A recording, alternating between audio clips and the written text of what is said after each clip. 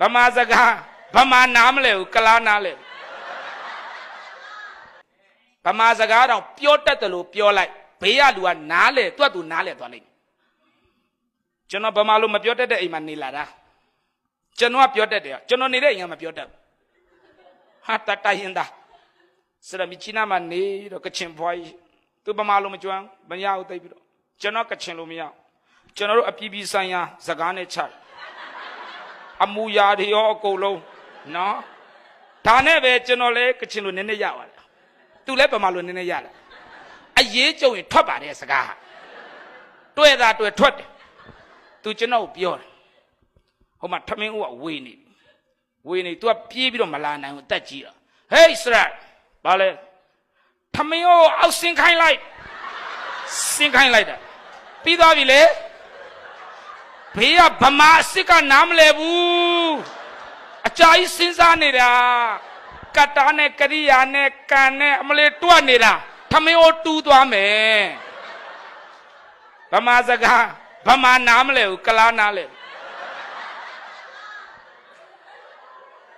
အရေးကြုံရင်ထွက်ပါတယ်စကားနော်ဒါထမင်းစားပြီးပကံစီးသူပါပြောလေဟဲ့စရာပကံကိုရေချိုးပေးစရာမလိုချိုးပေးတော့အရေးကြုံရင်ထွက်တယ်ပြောချင်တာအရေးရဲ့အကြောင်းရဲ့ဖြစ်လာရင်ဘသူ့အကူကြီးတောင်းမလဲမရဘူးမဟုတ်လားအဲ့ကြရင်မထွက်ဘူးလားထွက်တယ်တငယ်ချင်းတယောက်8တန်းကျွန်တော်ကတော့ပထမနှစ်ကျောင်းသားဘဝနဲ့ဟာလာရန်ကုန်မှာရေးခင်းဖြစ်တော့အကြောင်းပိတ်တော့ခရီးထွက်တော့တောင်ကြီးရောက်တော့တငယ်ချင်းက8တန်းကျွန်တော်ကပထမနှစ်အခုတည်းလည်းပထမနှစ်ပဲမတက်တော့တငယ်ချင်းနဲ့လမ်းလျှောက်တော့နိုင်ငံသားတယောက်ကဟိုဘက်ကလာတယ်မေးတယ်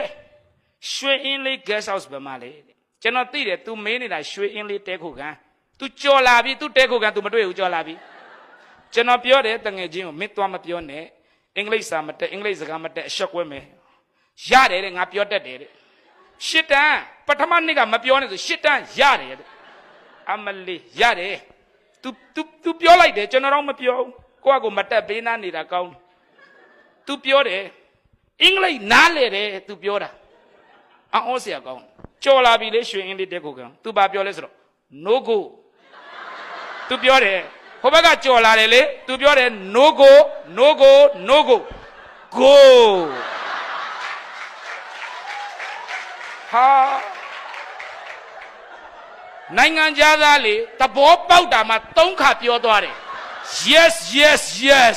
ဟာ